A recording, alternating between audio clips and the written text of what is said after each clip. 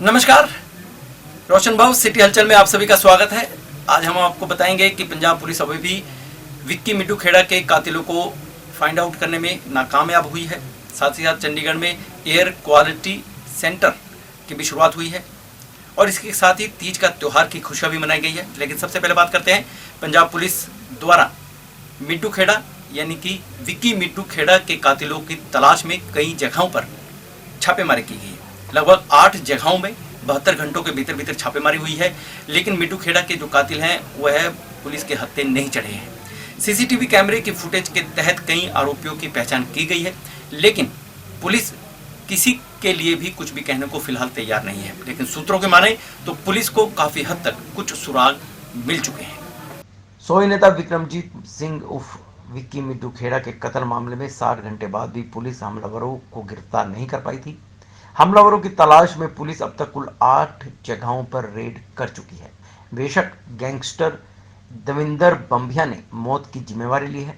उधर बंबिया ग्रुप की जिम्मेवारी के बाद विक्की मिट्टू खेड़ा की मौत के एक दिन बाद गैंगस्टर लॉरेंस बिश्नोई ने एक पोस्ट डालकर विक्की की मौत पर दुख प्रकट किया है, शोक जताया है। वहीं हमलावरों को चेतावनी भी दी है। लिखा है, अब ज्यादा कुछ नहीं बोलूंगा, अब करके दिखाएंगे। भाई की मौत का जो भी जिम्मेवार है वो अपनी मौत की तैयारी कर ले, इसका रिजल्ट थोड़े दिनों में मिल जाएगा। विक्की मिट्टू खेड़ा मिस यू। पुलिस सूत्रों के अनुसार सीसीटीवी में दिखाई दे रहे एक हमलावर जिसने सिर पर टोपी डाली हुई है और लेफ्ट हैंड से गोलियां चला रहा है, उसकी पहचान हो चुकी है। आरोपी कोटकपुरा का रहने वाला विनय देवड़ा बताया जा रहा है, जिसका भाई लब्बी देवड़ा गैंगस्टर था। लब्बी देवड़ा का लॉरेंस ग्रुप ने मर्डर कर दिया था। इसके बाद विनय देवड़ा गैंगस्टर बना। विनय देवड़ा की तलाश में एक टीम कोटकपुरा गई थी, लेकिन उन्हें वहां से बैरंग लौटना पड़ा। विनय देवड़ा के खिलाफ पंजाब, हरियाणा, हिमाचल प्रदेश में मर्डर, लूट और फिरौती के कई मामले दर्ज हैं। सूत्रों ने बताया है कि लेफ्ट हैंडेड होने के चलते उसकी पहचान हुई है, जबकि एसएसपी मोहाली ने आरोपी की पहचान से इनकार किया है। मोहाली पुलिस द्वारा हरियाणा से भूपी राणा को प्रोडक्शन वारंट पर मोहाली लाया गया। यहाँ पर जिला अदालत में पेश किया गया और 3 दिन के रिमांड पर लिया गया है। उम्मीद यह भी लगाई जा रही है कि भूपी राणा से विक्की मिट्टू खेड़ा के कातिलों के बारे में भी पूछताछ की जा सकती है। मोहाली जिले की पुलिस हरियाणा जेल में बंद भूपी राणा को प्रोडक्शन वारंट पर लेकर डेराबस्सी पहुंची, जहां पुलिस ने सुरक्षा के प्रबंध कर रखे थे। हालांकि पुलिस अधिकारी यह कहते हुए नजर आए कि पुराने मर्डर मामले में पूछताछ के लिए राणा को लाया गया है, लेकिन पुलिस सूत्रों की माने तो भूपी राणा को विक्की मिट्टू खेड़ा हत्या के मामले में भी पूछताछ की जा सकती है। मोहाली में विक्की मिट्टू खेड़ा की हत्या के 3 दिन बाद भी पुलिस के हाथ खाली हैं। वहीं पुलिस ने अब जेलों में बंद गैंगस्टरों को प्रोडक्शन वारंट पर लाकर पूछताछ शुरू कर दी है। जहां गत दिन संगरूर जेल में बंद गैंगस्टर सुखप्रीत उर्फ बुड्ढा को प्रोडक्शन वारंट पर लेकर आई थी, वहीं मोहाली पुलिस मंगलवार को हरियाणा जेल में बंद गैंगस्टर भूपिंदर उर्फ भूपी राणा को प्रोडक्शन वारंट पर लेकर डेराबस्सी पहुंची, जहां अदालत में पेश किया गया और 3 दिन के पुलिस रिमांड पर लिया गया है। राणा की कोर्ट में पेश करने से पहले पूरे कोर्ट परिसर को खाली कराया गया। कोर्ट में जितने भी व्यक्ति आए हुए थे उनको बाहर भेज दिया गया और अदालत को पुलिस छावनी में तब्दील कर दिया गया। पुलिस अधिकारी कह रहे थे कि राणा से एक मर्डर मामले में पूछताछ करनी है, लेकिन पुलिस सूत्रों की माने या गुप्त सूचना जो हमें मिली है उसके अनुसार भूपी राणा से विक्की मिट्टू खेड़ा हत्या के मामले में भी पूछताछ की जा सकती है। मौके पर मौजूद डीएसपी मनोज गोस्वामी ने बताया कि भूपी राणा को कुरुक्षेत्र जेल से प्रोडक्शन वारंट पर लाया गया है और एक मर्डर के मामले में उससे पूछताछ की जानी है। ਇਹ ਭੁਪਿੰਦਰ ਸਿੰਘ ਹੈਗਾ, ਇਹਨੂੰ ਆਪਾਂ ਡੇਰਾਬੱਸੀ ਜਿਹੜੀ ਕੋਰਟ ਦੇ ਵਿੱਚ ਪੇਸ਼ ਕੀਤਾ। ਕਿੱਥੋਂ ਲਿਆਂਦਾ ਸਰ? ਇਹਨੂੰ ਕੁਰੂਖੇਤਰ ਜੇਲ੍ਹ ਤੋਂ ਲੈ ਕੇ ਤੇ ਡੇਰਾਬੱਸੀ ਕੇਸ ਹੈ ਕੋਈ ਇਹਦਾ? ਜੀ ਕਿਹੜੀ ਤੋਂ ਉਹਦੇ ਚ ਹੈ sir? Derabassi case under investigation, ਉਹਦੇ ਵਿੱਚ ਅਸੀਂ ਇਹਦਾ ਪ੍ਰੋਡਕਸ਼ਨ ਵਾਰੰਟ ਤੇ ਅੱਜ ਕੀ ਹੋਇਆ ਸਰ ਤੇ? ਫਿਰ ਉਹਨੂੰ ਨਹੀਂ ਕੋਰਟ ਦੇ ਵਿੱਚ ਪੇਸ਼ ਕੀਤਾ ਪ੍ਰੋਡਕਸ਼ਨ ਵਾਰੰਟ ਲੈ ਕੇ। ਕਿਹੜਾ ਕੇਸ ਹੈ ਸਰ ਇੱਥੇ ਡੇਰਾਬੱਸੀ ਇਹਨਾਂ ਦਾ? ਹੈਗਾ ਇੱਕ ਪੁਰਾਣਾ ਕੇਸ ਹੈ ਮਰਡਰ ਦਾ। ਤੇ ਕੋਈ ਰਿਮਾਂਡ ਵਗੈरह भी मिला सर? ਜੀ 3 दिन ਦਾ ਰਿਮਾਂਡ।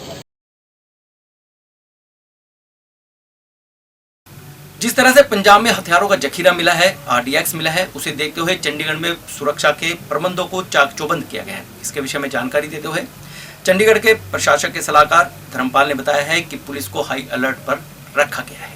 पंजाब पुलिस ने जिस तरह से एक दिन पहले हथियारों का जखीरा पकड़ा है, इसे एक बार फिर पाकिस्तान की नापाक चाल का पता चल गया है। हालांकि इसके बाद चंडीगढ़ की सुरक्षा इंतजामों को लेकर भी सवाल उठ रहे हैं। पंजाब पुलिस ने जिस तरह से हथियारों का जखीरा पकड़ा है, इसको लेकर चंडीगढ़ में भी अब सुरक्षा कड़ी कर दी गई है।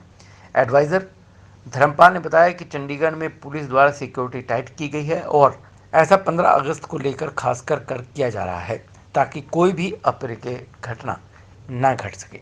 सिक्योरिटी अरेंजमेंट पुलिस पूरी तरह से देख रही है और उसके पूरे पुख्ता अरेंजमेंट किए जा रहे हैं, तो ऐसा कुछ दिक्कत होने की कोई नहीं है। जिस तरह से पंजाब पुलिस ने एक बड़ा जखीरा पकड़ा है, उस हिसाब से चंडीगढ़ में जो सिक्योरिटी होगी टाइट होगी। बिल्कुल होगी, बिल्कुल होगी। वो सारा पुलिस अपना पूरा देख के करती है सारा कुछ, तो कोई उसमें पूरा अरेंजमेंट किया जाएगा। पंचकुला पुलिस द्वारा तस्करों के सरगना को सहारनपुर से गिरफ्तार करने में सफलता हासिल हुई है। कुछ दिन पहले पंचकुला पुलिस द्वारा 2 महिलाओं को और एक व्यक्ति को तस्करी के सामान के साथ नशीले पदार्थों के साथ गिरफ्तार किया गया था। इनसे मिली जानकारी के बाद सहारनपुर में डेरा लगाया गया, टीम गठित की, छापेमारी हुई, सिविल में घूमा गया। उसके बाद इस सरगना को दबोचा गया। पंचकुला के सेक्टर 14 के एसएचओ राजीव मिगलानी और सेक्टर 16 के चौकी के इंचार्ज सुशील कुमार व उनकी टीम ने 3 दिन की कड़ी मशक्कत के बाद नशीले कैप्सूल और इंजेक्शन को सप्लाई करने वाले संचालक को गिरफ्तार कर लिया है। सेक्टर 16 के चौकी इंचार्ज सुशील कुमार ने बताया कि करीब 1 अगस्त को 2 महिलाओं और एक युवक को नशा बेचने के आरोप में पकड़ा गया था। पुलिस ने यह पता करवाने में लगाया कि ये नशा कहां से लेकर आते थे। जब पुलिस ने गहनता से सभी आरोपियों से पूछताछ की तो पता लगा कि ये सारा नशा उत्तर प्रदेश के सहारनपुर के पिलखनी अड्डा पर नेशनल मेडिकल हॉल के संचालक से लेकर आए थे और पंचकुला के इंदिरा कॉलोनी, राजीव कॉलोनी, चंडीगढ़ के मौली जागरा, विकास नगर के युवकों को यह नशा दिया जाता था। सेक्टर 16 के इंचार्ज सुशील कुमार ने बताया कि उन्होंने 2 दिन सहारनपुर रेड मारी, वहां से यह लोग फरार हो गए थे। फिर उनकी टीम ने 3 दिन उसके मेडिकल स्टोर के बाहर दिन रात सादी वर्दी में खड़े रहकर निगरानी की, तब जाकर आरोपियों को गिरफ्तार किया गया। सुशील कुमार ने बताया कि आरोपी का नाम मोहम्मद सैयद, जो कि निवासी अलीपुरा जिला सहारनपुर का रहने वाला है और पिलखनी अड्डा पर अपनी नेशनल मेडिकल स्टोर चलाता है, जो वहीं से नशे का कारोबार चलाता था। नशीले इंजेक्शन व नशीले कैप्सूल सप्लाई करता था, जिसको पंचकुला कोर्ट में पेश किया गया, जहां से आरोपी को 3 दिन के पुलिस रिमांड पर लिया गया है। रिमांड के दौरान आरोपी से ये पता लगाया जाएगा कि आरोपी कहां ये नशे का सामान देता है और कौन कौन इसका रेगुलर कस्टमर है। हमने 1 तारीख को एक मुकदमा दर्ज किया था एनडीपीएस और जिसमें हमने नशीले इंजेक्शन और कैप्सूल रिकवर किए थे। वो व्यक्ति जिस मेडिकोज वाले से लेकर आते थे उसको हमने गिरफ्तार किया है। नेशनल मेडिकोज के नाम से उसकी डिस्ट्रिक्ट सहारनपुर में शॉप है, उसको हमने गिरफ्तार करके पेश किया था और वो 3 दिन के पुलिस रिमांड पर है। ये व्यक्ति जिस दुकान से या जिस व्यक्ति से इस प्रकार के नशीले पदार्थ, इंजेक्शन, कैप्सूल वगैरह लेके आता था, उसके बारे में हमारी पूछताछ जारी है और उस व्यक्ति को भी शीघ्र अतिशीघ्र गिरफ्तार किया जाएगा। 1 तारीख को हमने 2 महिलाएं और एक युवक को गिरफ्तार किया था और जब उनको हमने पुलिस रिमांड पर लिया था तो उन्होंने इस व्यक्ति का नाम बताया था कि हम उस आदमी से ये इंजेक्शन और कैप्सूल लेकर आते हैं। तो उसके बाद हमने इसको गिरफ्तार किया है और ये अब आगे किससे लेके आता है उसकी तलाश जारी है और जल्दी उसको भी गिरफ्तार किया जाए, पूरी चेन को इसको भ्रष्ट किया जाए। सर मानते हैं कि ये बहुत बड़ी कामयाबी है, इतने बड़े पैमाने पे ये कमर्शियल क्वांटिटी में हमने इंजेक्शन और कैप्सूल रिकवर किए थे और ये एनडीपीएस एक्ट के तहत ये कमर्शियल क्वांटिटी में। आम आदमी पार्टी के दिग्गज नेता हरपाल सिंह चीमा ने प्रशासक से मुलाकात की है और उन्हें ज्ञापन सौंपा है। हरपाल चीमा ने मीडिया से बात करते हुए कहा कि पंजाब में कांग्रेस सरकार पहले अपने मंत्रियों पर जिन पर आरोप लगे हैं उन्हें बाहर निकाले, उसके बाद दूसरी बात करें। आम आदमी पार्टी के वरिष्ठ नेता एवं leader of opposition Harpal Singh Cheema ने आम आदमी पार्टी के कई विधायकों के साथ पंजाब राजभवन पहुंचकर ज्ञापन सौंपा है। इसके बाद चीमा ने कहा कि कैबिनेट मंत्री राणा सोढी, सुंदर सिंह अरोड़ा, साधु सिंह धर्मस्रोत, बलबीर सिंह सिद्धू और भारत भूषण आशु के खिलाफ भ्रष्टाचार के आरोप हैं। ऐसे में सभी के खिलाफ कार्रवाई होनी चाहिए। चिमन ने कहा कि ऐसे भ्रष्ट मंत्रियों के खिलाफ आने वाले दिनों में आम आदमी पार्टी प्रदर्शन भी करेगी। ਆਮ ਆਦਮੀ ਪਾਰਟੀ ਦਾ ਵਿਧਾਇਕ ਦਲ ਵੱਲੋਂ ਪੰਜਾਬ ਦੇ ਮਾਨਯੋਗ ਗਵਰਨਰ ਬੀਪੀ ਸਿੰਘ ਬਦਨੌਰ ਜੀ ਨੂੰ ਮਿਲਿਆ ਗਿਆ ਕਿ ਪੰਜਾਬ ਦੇ ਵਿੱਚ 5 ਵੱਡੇ ਭ੍ਰਿਸ਼ਟਾਚਾਰੀ, ਬੇਸ਼ੱਕ ਪੂਰੀ ਦੀ ਪੂਰੀ ਕੈਬਨਿਟ ਪੰਜਾਬ ਵਿੱਚ ਭ੍ਰਿਸ਼ਟਾਚਾਰ ਕਰ ਰਹੀ ਹੈ, ਪਰ ਲੇਕਿਨ ਜਿਹੜੇ ਮੋٹے ਰੂਪ ਦੇ ਵਿੱਚ ਸਾਹਮਣੇ ਆਏ ਨੇਗੇ ਉਹਨਾਂ ਦੇ ਸਬੰਧ ਦੇ ਵਿੱਚ ਸਾਡਾ ਵਫਦ ਮਿਲ ਕੇ ਆਇਆਗਾ। ਅਸੀਂ ਮਾਨਯੋਗ ਗਵਰਨਰ ਸਾਹਿਬ ਤੋਂ ਮੰਗ ਕੀਤੀ ਆ ਕਿ ਇਹਨਾਂ 5 ਮਿਨਿਸਟਰਾਂ ਨੂੰ ਤੁਰੰਤ ਪ੍ਰਭਾਵ ਜਿਹੜਾ ਹੈਗਾ ਉਹ ਡਿਸਮਿਸ ਕੀਤਾ ਜਾਵੇ, ਤੁਰੰਤ ਪ੍ਰਭਾਵ ਜਿਹੜਾ ਹੈਗਾ ਉਹਨਾਂ ਨੂੰ ਕੈਬਨਿਟ ਦੇ ਵਿੱਚੋਂ ਕੱਢਿਆ ਜਾਵੇ। ਸਭ ਤੋਂ ਪਹਿਲਾ ਨਾਂ ਜਿਹੜਾ ਹੈਗਾ ਸਾਧੂ ਸਿੰਘ ਧਰਮਸੋਤ ਜਿਹਦੇ ਖਿਲਾਫ ਸੀਬੀਆਈ ਦੀ ਇਨਕੁਆਇਰੀ ਵੀ ਜਾਰੀ ਆ, ਜਿਹਨੇ ਪੰਜਾਬ ਦੇ ਲੱਖਾਂ ਹੀ ਦਲਿਤ ਲੋਕਾਂ ਦੇ ਨਾਲ, ਲੱਖਾਂ ਹੀ ਦਲਿਤ ਵਿਦਿਆਰਥੀਆਂ ਦੇ ਨਾਲ ਉਹਨਾਂ ਦਾ ਸਕਾਲਰਸ਼ਿਪ ਖਾ ਕੇ ਉਹਨਾਂ ਦੇ ਭਵਿੱਖ ਨਾਲ ਖਿਲਵਾੜ ਕੀਤਾਗਾ। ਉਹਨਾਂ ਦਾ ਐਜੂਕੇਸ਼ਨ ਦਾ ਰਾਈਟ ਆ ਜਿਹੜਾ ਹੈਗਾ, ਸਿੱਖਿਆ ਦਾ ਅਧਿਕਾਰ ਆ ਜਿਹੜਾ ਉਹ ਖੋਇਆ ਗਿਆ। ਔਰ ਦੂਜਾ ਰਾਣਾ ਸੋਢੀ ਜੀ ਜਿਨ੍ਹਾਂ ਨੇ 2 ਵਾਰ ਕੰਪਨਸੇਸ਼ਨ ਲਿਆ ਗਾ ਔਰ ਪੰਜਾਬ ਦੇ ਖਜ਼ਾਨੇ ਤੇ ਜਿਹੜਾ ਮੈਂ ਸਮਝਦਾ ਬਹੁਤ ਵੱਡਾ ਬੋਝ ਪਾਇਆ ਗਾ, ਉਹਨਾਂ ਦੇ ਖਿਲਾਫ। ਤੀਜਾ ਸਰਦਾਰ ਬਲਬੀਰ ਸਿੰਘ ਸਿੱਧੂ ਜਿਨ੍ਹਾਂ ਨੇ ਪਹਿਲਾਂ ਫਤਿਹ ਕਿੱਟ ਦੇ ਵਿੱਚ ਘੁਟਾਲਾ ਕੀਤਾ। ਪਹਿਲਾਂ ਉਹਨਾਂ ਨੇ ਜਦੋਂ ਕਰੋਨਾ ਮਹਾਮਾਰੀ ਪੀਕ ਤੇ ਸੀ ਉਸ ਸਮੇਂ ਕਰੋਨਾ ਦੀਆਂ ਕਿੱਟਾਂ ਜਿਹੜੀਆਂ ਫਤਿਹ ਕਿੱਟਾਂ ਖਰੀਦੀਆਂ ਉਹਦੇ ਵਿੱਚ ਵੱਡਾ ਘੁਟਾਲਾ ਕੀਤਾ। ਹੁਣ ਜਿਹੜਾ ਉਹਨਾਂ ਨੇ ਆਪਣੇ ਹਲਕੇ ਦੇ ਵਿੱਚ ਪੈਂਦੇ ਪਿੰਡ ਬਲੌਂਗੀ ਦੇ ਵਿੱਚ 10 ਏਕੜ ਜਿਹੜੀ ਜ਼ਮੀਨ ਆ ਉਹ ਗਊਸ਼ਾਲਾ ਦੇ ਨਾਂ ਤੇ ਲੈ ਕੇ ਆਪਣੇ ਘਰ 'ਚ ਰਜਿਸਟਰਡ ਕਰਵਾਈ ਆ, ਆਪਣੇ ਆਫਿਸ ਦੇ ਨਾਂ ਤੇ ਰਜਿਸਟਰਡ ਕਰਵਾਈ ਆ ਔਰ ਬਹੁਤ ਵੱਡਾ ਕਪੜਾ ਲਗਭਗ 100 ਕਰੋੜ ਤੋਂ ਉੱਪਰ ਦਾ ਕਪੜਾ ਉਹਨਾਂ ਨੇ ਕੀਤਾਗਾ। ਔਰ ਉਸ ਤੋਂ ਬਾਅਦ ਭਾਰਤ ਭੂਸ਼ਣ ਆਸ਼ੂ ਜਿਹੜਾ ਕਿ ਲੰਬੇ ਸਮੇਂ ਤੋਂ ਲਗਾਤਾਰ ਵਿਵਾਦਾਂ ਦੇ ਵਿੱਚ ਰਿਹਾਗਾ, ਲੰਬੇ ਸਮੇਂ ਤੋਂ ਲਗਾਤਾਰ ਕਿਸੇ ਨਾ ਕਿਸੇ ਰੂਪ ਦੇ ਵਿੱਚ ਕਪੜੇ ਸਾਹਮਣੇ ਆ ਰਹੇ ਨੇਗੇ। ਹੁਣ ਨਵਾਂ ਕਪੜਾ ਕਿ ਜੰਡਿਆਲਾ ਗੁਰੂ ਦੇ ਵਿੱਚ ਇੱਕ ਇੰਸਪੈਕਟਰ ਦੁਆਰਾ 8 ਲਗਭਗ ਜਿਹੜਾ 8 ਦੇ ਕਰੀਬ ਜਿਹੜੇ ਹੈਗੇ ਨੇਗੇ ਗੋਡਾਊਨ ਉਹ ਪੂਰੇ ਦੇ ਪੂਰੇ ਸਾਫ਼ ਕਰ ਦਿੱਤੇ ਗਏ ਨੇਗੇ ਔਰ ਲਗਭਗ 20 ਕਰੋੜ ਰੁਪਏ ਦਾ ਅਨਾਜ ਜਿਹੜਾ ਗਰੀਬ ਲੋਕਾਂ 'ਚ ਵੰਡਿਆ ਜਾਣਾ ਸੀਗਾ, ਜਿਹੜਾ ਆਮ ਜਨਤਾ 'ਚ ਵੰਡਿਆ ਜਾਣਾ ਸੀਗਾ, ਉਹਦੇ ਵਿੱਚ ਬਹੁਤ ਵੱਡਾ ਘੁਟਾਲਾ ਕੀਤਾਗਾ। ਔਰ ਇਸ ਤੋਂ ਬਾਅਦ ਸੁੰਦਰ ਸ਼ਾਮ ਅਰੋੜਾ ਜੀ ਜਿਹੜੇ ਜਿਨ੍ਹਾਂ ਨੇ ਪਹਿਲਾਂ ਜਦੋਂ ਪਲਾਟਾਂ ਦੀ ਵੰਡ ਹੋਈ ਸੀਗੀ, ਉਹਨਾਂ ਦੇ ਡਿਪਾਰਟਮੈਂਟ ਜਦੋਂ ਪਲਾਟਾਂ ਦੀ ਵੰਡ ਹੋਈ ਸੀਗੀ ਉਹਦੇ ਵਿੱਚ ਵੱਡੇ ਘੁਟਾਲੇ ਕੀਤੇ, ਉਹਨਾਂ ਦੇ ਵਿੱਚ ਫਰਜ਼ੀਵਾੜਾ ਕੀਤਾ। ਔਰ ਉਸ ਤੋਂ ਬਾਅਦ ਪਿਛਲੇ ਵਿਧਾਨ ਸਭਾ ਦੇ ਸੈਸ਼ਨ ਦੇ ਵਿੱਚ ਇਹ ਗੱਲ ਸਾਹਮਣੇ ਆਈ ਸੀਗੀ ਕਿ ਜਿਹੜੀ JCT ਕੰਪਨੀ ਸੀਗੀ, JCT ਦੀ ਕੰਪਨੀ ਦੀ 32 ਏਕੜ ਜ਼ਮੀਨ ਲਗਭਗ 95 ਕਰੋੜ 'ਚ ਵੇਚਤੀ, ਜਦ ਕਿ ਉਹਦੀ ਜਿਹੜੀ ਮਾਰਕੀਟ ਪ੍ਰਾਈਸ ਸੀਗਾ ਉਹ 400 ਕਰੋੜ ਦੇ ਲਗਭਗ ਬਣਦਾ ਸੀਗਾ। ਪਰ ਲੇਕਿਨ ਉਸ ਸਮੇਂ ਸਰਕਾਰ ਨੇ ਕਿਹਾ ਕਿ ਅਸੀਂ ਦੁਬਾਰਾ ਅਸੈਸ ਕਰਾਵਾਂਗੇ। ਹੁਣ ਪੰਜਾਬ ਦੇ ਐਡਵੋਕੇਟ ਜਨਰਲ ਨੇ ਮੰਨ ਲਿਆ ਕਿ 125 ਕਰੋੜ ਰੁਪਏ ਦਾ ਘਪਲਾ ਹੋਇਆਗਾ। ਸੋ ਐਡਮਿਸ਼ਨ ਆ ਗਈ, ਸਰਕਾਰ ਹਜੇ ਵੀ ਕਾਰਵਾਈ ਨਹੀਂ ਕਰ ਰਹੀ। ਸੋ ਆਮ ਆਦਮੀ ਪਾਰਟੀ ਦਾ ਸਮੁੱਚਾ ਵਫਦ ਜਿਹੜਾ ਹੈਗਾ ਸਾਰੇ MLA ਸਾਹਿਬਾਨ।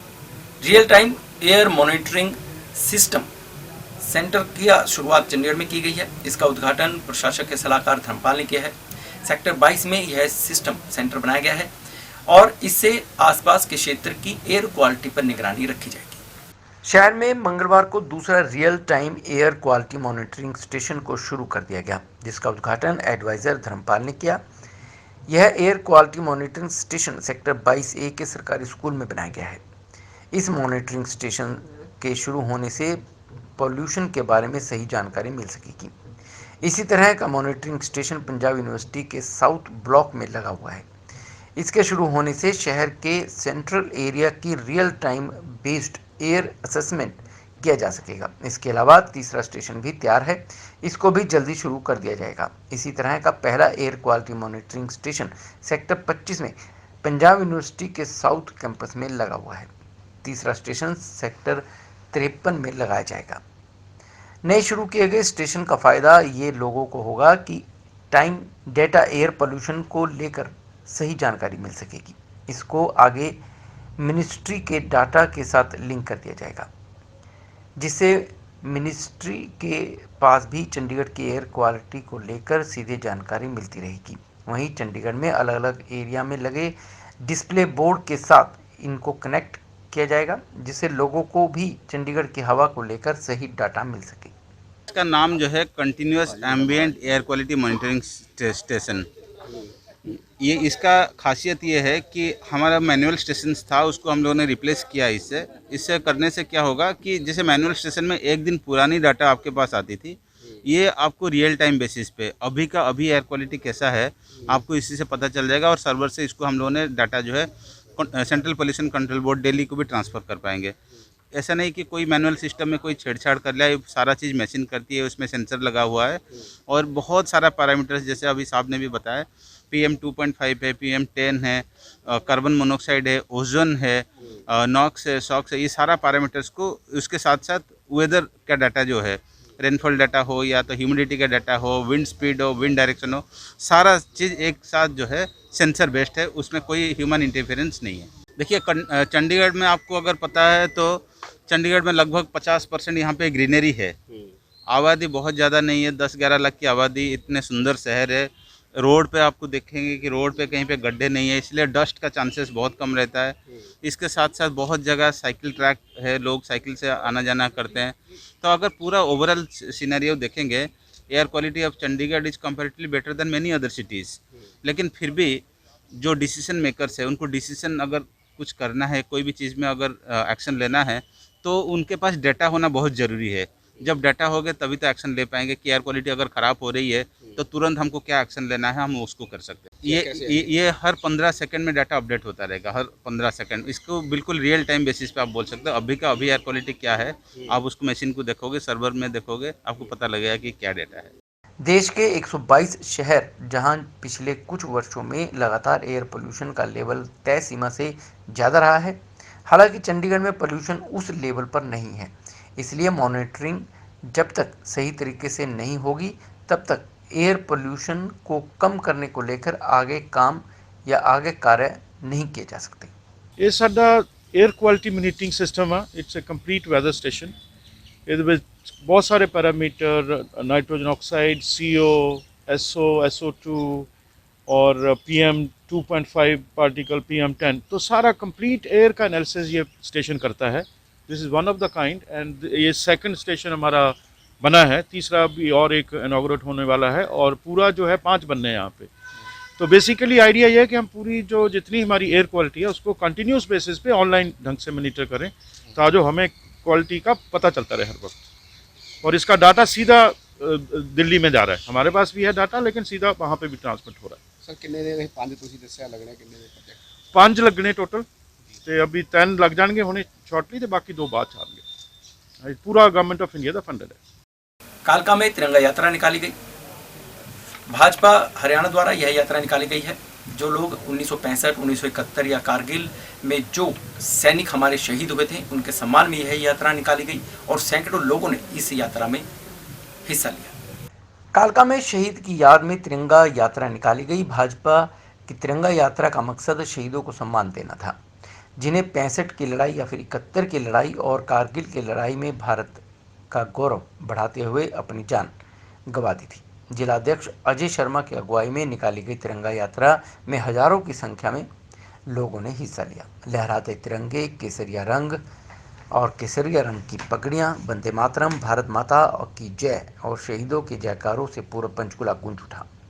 तिरंगा यात्रा का शुभारंभ विधानसभा अध्यक्ष ज्ञानचंद गुप्ता व पूर्व केंद्रीय मंत्री रतनलाल कटारिया ने शहीद मेजर संदीप सांखला के स्मृति स्थल पर पुष्पांजलि अर्पित कर नमन किया। शहीद सम्मान तिरंगा यात्रा के अवसर पर शहीदों के परिजनों को प्रशस्ति पत्र और शॉल पहनाकर सम्मानित भी किया गया। विधानसभा अध्यक्ष द्वारा मेजर संदीप सांखला के पिता lieutenant colonel Jagdev Singh Kanwar, major Sandeep Sagar के पिता हरबंस लाल, कैप्टन रोहित कौशल की माता शांति स्वरूप कौशल, मेजर अनुज सूद के पिता ब्रिगेडियर चंद्रकांत सूद व हवलदार राजपाल राणा की धर्मपत्नी संतोष राणा को सम्मानित भी किया गया। डिस्ट्रिक्ट लीगल सर्विस अथॉरिटी यानी DSLA द्वारा मोबाइल वैन का आरंभ किया गया है। मोहाली जिला अदालत से इसको रवाना किया गया है, हरी झंडी दिखाई गई है। अब यह वैन उन क्षेत्रों में जाएगी जहां पर लोगों को अपने अधिकारों के प्रति जागरूक नहीं है। यह वैन उन लोगों को उनके अधिकारों के प्रति जागरूक करने का प्रयास करेगी। मोहाली जिला लीगल सर्विस अथॉरिटी की ओर से लोगों को उनके कानूनी अधिकारों के प्रति जागरूक करने के लिए मोबाइल वैन तैयार की गई है। इस वैन में DLSA की टीम गांव-गांव जाएगी और लोगों को उनके अधिकारों के प्रति जागरूक करेगी। पंजाब कानूनी सेवाएं अथॉरिटी और जिला सेशन जज कम चेयरमैन कानूनी सेवाएं अथॉरिटी RS रॉय ने मंगलवार को मोहाली जिला अदालत से मोबाइल वैन को हरी झंडी दिखाकर रवाना किया है। DLSA की ओर से इस वैन का 15 दिन के लिए लोगों को जागरूक करने के लिए उपयोग किया जाएगा। इस अवसर पर मोहाली बार एसोसिएशन के अध्यक्ष मनप्रीत सिंह चाहल के अलावा अन्य कई वकील भी उपस्थित रहे। इस दौरान जिला सेशन जज कम चेयरमैन कानूनी सेवाएं अथॉरिटी RS राय ने बताया कि मोबाइल प्रचार वैन का मोहाली डिवीजन में उपयोग वहां किया जाएगा जहां अधिकतर लोग बाहर नहीं निकलते या अखबार नहीं पढ़ते। DLSA की टीमें उस गांव में जाएंगी जहां गांव में चौपाल में जाकर बुजुर्ग, बच्चों और महिलाओं को मुफ्त कानूनी सहायता के बारे में बताया जाएगा। उन्होंने कहा कि DLSA की जागरूकता मुहिम और लोक अदालत के चलते लोगों का न्यायपालिका में विश्वास बढ़े, इसका यह सारा प्रयोग किया जाएगा। संयुक्त कर्मचारी संगठन द्वारा सेक्टर 17 में धरना प्रदर्शन किया गया है। अपनी मांगों को लेकर नारेबाजी की गई। संयुक्त कर्मचारी संगठन का कहना यह भी है कि उनकी मांगों की ओर ना प्रशासन ध्यान दे रहा है, ना ही निगम ध्यान दे रहा है। अगर यही रवैया रहा तो उन्हें मजबूरन सड़कों पर उतरकर धरना प्रदर्शन करना पड़ेगा। UT एवं MC चंडीगढ़ के 6 प्रमुख कर्मचारी फेडरेशन व संगठनों के कर्मचारियों ने प्रमुख मांगों पर संयुक्त रूप से चंडीगढ़ प्रशासन को मांग पत्र सौंपा था। वे कर्मचारियों की समस्याओं के हल करने के लिए मीटिंग की मांग भी की थी। चंडीगढ़ प्रशासन ने गौर न करते हुए संयुक्त कर्मचारी मोर्चा की इन मांगों पर अभी तक कोई संज्ञान नहीं लिया है।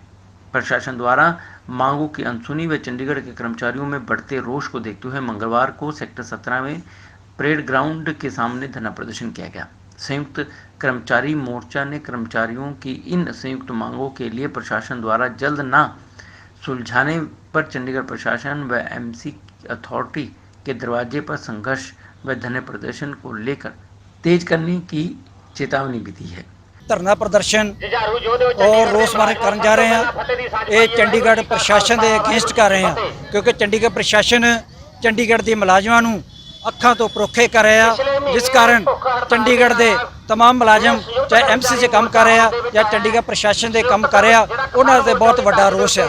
इत्थों के नवे साडे एडवाइजर साहब भी आए, उन्होंने भी अं संयुक्त मोर्चे वालों मंग पत्र दे के आए हैं। उन्होंने रिक्वेस्ट करके आए हैं, अर्ज करके उन्होंने कि फौरी तौर के उत्ते चंडीगढ़ के संयुक्त मोर्चा जिहड़ा है उन्होंने मुलाजम लीडर ने गलबात करके मुलाजमां दे मंगां दा हल किया जाए, पर 1 महीना गुजरन तो बाद भी उन्होंने साडी गलबात नहीं की। इस करके सानूं इत्थे धरना प्रदर्शन करना पै रहा। सब तो साडियां मेन मंगां दे विच जिहड़ा है साडा आउटसोर्सिंग और कॉन्ट्रैक्चुअल वर्क की साडी समस्या है।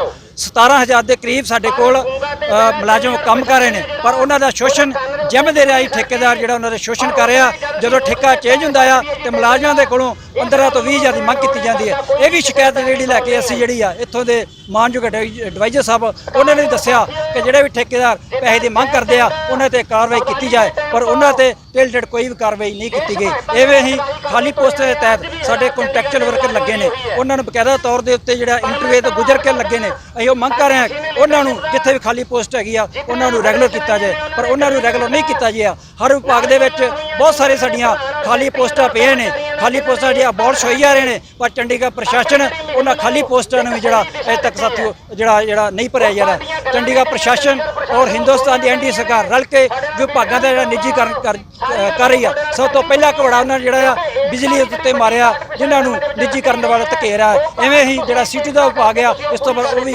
जो निजीकरण कर जा रहा। हॉर्टिकल्चर जो रोड वर्म्स लैंडस्केपिंग का काम आ वो जो इंजीनियर विंग आ वो जो प्राइवेट ठेकेदार देने की कोशिश की जा रही है। असीं कह सकते हैं कि चंडीगढ़ का मुलाजम चाहे डेली वेज मुलाजम है, चाहे रैगूलर मुलाजम है, चाहे आउटसोर्स का मुलाजम है, कोई कॉन्ट्रैक्चुअल मुलाजम है, उन्होंने सारे का शोषण हो रहा। चंडीगढ़ प्रशासन और इस का शासन मुलाजम गल बिल्कुल जो ध्यान नहीं दे रहा। इस करके इतने प्रदर्शन कर रहे हैं।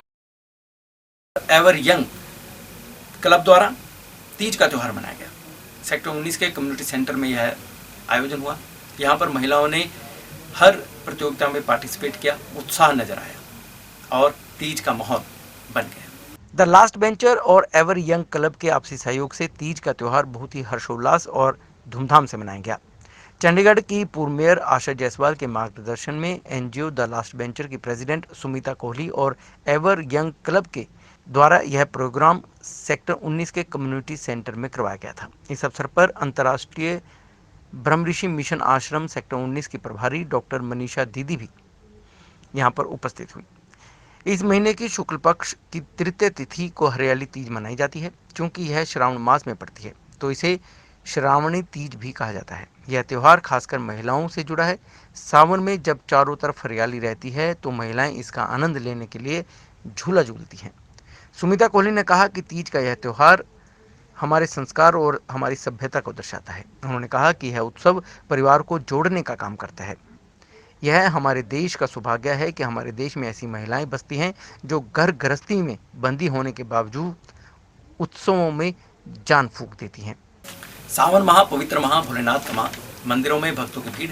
वहीं पर ओंकार चैरिटेबल फाउंडेशन द्वारा मालपुड़े का आयोजन किया गया, लंगर लगाया गया और इस अवसर पर उन्होंने कहा कि भगवान शिव के भक्तों को मालपुए यदि सावन के माह में मिल जाए तो क्या कहना, और इसी उद्देश्य से यह लंगर लगाया गया था। ओंकार चैरिटेबल फाउंडेशन की तरफ से पवित्र सावन माह के तीसरे सोमवार को सेक्टर 24 मार्केट में खीर मालपुए का लंगर लगाया गया। इस मौके पर राहगीरों और मार्केट के दुकानदारों को खीर और मालपुए का प्रसाद बांटकर भोले बाबा शिव शंकर का गुणगान किया गया। इस मौके पर ओंकार चैरिटेबल फाउंडेशन के चेयरमैन रविंद्र सिंह बिल्ला और उनकी टीम के सदस्यों ने मालपुए लंगर सेवा में अपना योगदान दिया। ओंकार चैरिटेबल फाउंडेशन के चेयरमैन रविंद्र सिंह बिल्ला ने कहा कि सावन के महीने में पहले शिव की स्तुति की गई, इसके बाद भोले बाबा के नाम पर भंडारा लगाया गया। स्तुति के दौरान भोले भंडारी से प्रार्थना की गई कि भारत सहित पूरे विश्व में कोरोना महामारी का जल्द से जल्द खात्मा हो और लोगों की जिंदगी सामान्य हो सके। उन्होंने आगे यह भी कहा कि सावन का महीना बड़ा ही पवित्र महीना माना जाता है। इस माह में सच्चे मन से भोले बाबा से जो भी कामना की जाए वह पूर्ण होती है और लोगों की इस माह पर बड़ी आस्था है। इस दिन खीर पूड़े बांटने से भगवान खुश होते हैं। हमने तो भगवान को यही बेनती करी है कि हे भगवान, इस समय जो कोरोना महामारी से जो माहौल चल रहा है उससे आम लोगों को भी, पूरे विश्व को और पूरे भारत को इससे निजात दिलाओ और इस परमात्मा ऐसी कृपा करे कि सबके अंदर घर पे सुख शांति मिलती है। समय से पहले तो कभी भी हमारे सरकारों में जब भी कोई चीज़ लंगर बांटा जाए या कुछ भी बांटा जाए तो जिसके नाम पे लंगर बने तो उनको पहले भोग चढ़ाना पड़ता है। उसके भोग के नाम पे उनके भोग लगा के उसके बाद उससे भगवान के उसकी स्तुति करके उससे लोगों को शांति के लिए विनती करके उसके बाद। तो ये थी शहर में घटित घटनाएं जो हमने आपको बताने का प्रयास किया। अपने शहर की खबरों को जानने के लिए आपको सब्सक्राइब करना है रोशन भव, और रोशन भव में देखते रहिए सिटी हलचल। और मुझे दीजिए इजाज़त, नमस्कार।